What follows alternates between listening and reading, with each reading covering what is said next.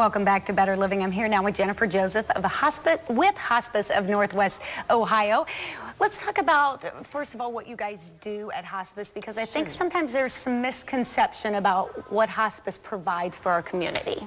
Certainly. Part of what we're going to be talking about is advanced care planning. And for folks at any stage of life, once they're adults, they need to be having those conversations with their loved ones about what they would want in the event that they're in a situation where they are unable to speak for themselves.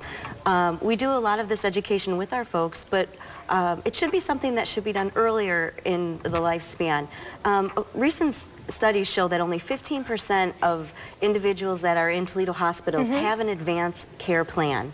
Now, the importance of this is so far-reaching. Whether you're an adult student athlete and maybe you suffer a brain injury, or a young mother who suffers a stroke, a middle-aged gentleman who complications from surgery left him unable to speak for himself, to an older adult who may be experiencing some dementia.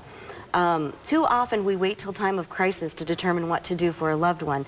And these are conversations that we should be having earlier on when people are relatively healthy, because as you age and as the different stages in your lives change, you have different goals and you have different rationale to back up those goals. So what Hospice of Northwest Ohio is doing next week, along with the Advanced Care Planning Coalition of Greater Toledo, and that's a grassroots organization that I belong to really help people understand about advanced care planning and the importance of conversation. We're bringing Dr. Angelo Volandes in town. He's a Harvard-educated physician, and he has written several books, but his latest book is about the conversation and what he refers to as the most important conversation you'll have. Yes. He'll be following, in his book, he follows 7 families that did not have those conversations, and you'll get to see, you know, why it really makes sense. He claims, too, that it's medicine's oldest tool that is not utilized to the fullest. It's talking. Let's talk about what we want and why we want that, so that when we do come together in a crisis, family isn't arguing. You know, if you have many siblings and they all want what's best for mom, but maybe they don't know what mom really wants. Well, and here's the thing.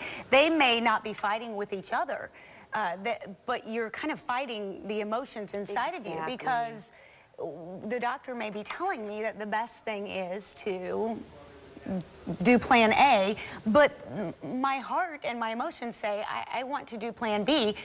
That's when you really, the crisis is not the time to be having any sort of rational conversation. In that situation, you would say, what does mom want? Okay, and then you carry out those wishes, and then you can feel good knowing that you did what mom wants. So most important out of what I'm here to talk about today is really thinking about those conversations.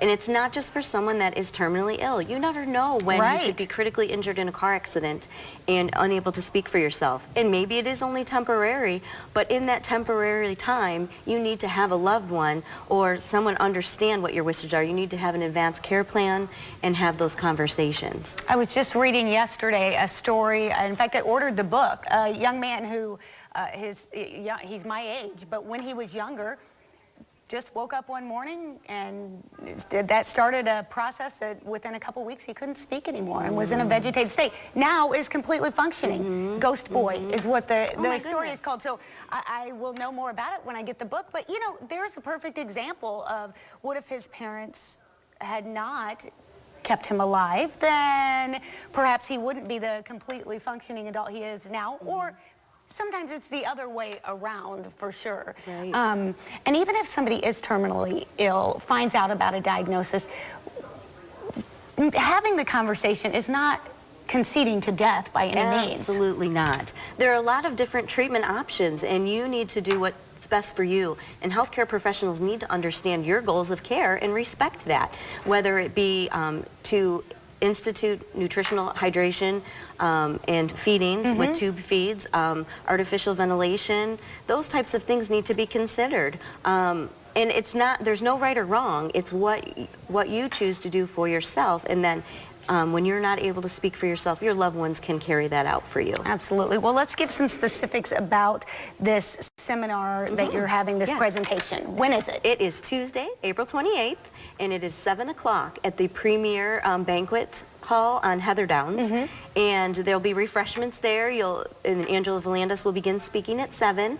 There will be books available there for people also. It sounds like a great book. Like, as you were saying what the book was about, I was thinking, I need to get that book. I would like to read that. Yeah. Let's talk about, do people need reservations? If they could call, if they could contact 419-931-5190 and register for that event sooner versus later. We really are trying to wrap that up this week with all who's coming on Tuesday. Excellent. If they need more information about the event, perhaps they forget the time or just want some more information, they could just call that same number. They can call that same number, and if they just want more information on advanced care planning, the Coalition does have a website, and that's www.advancedcareplanning.org. All right. Well, if you can't make the event on Tuesday night, you should definitely go to that website because it is the most important conversation we'll ever have with our family. We'll be right back on Better Living.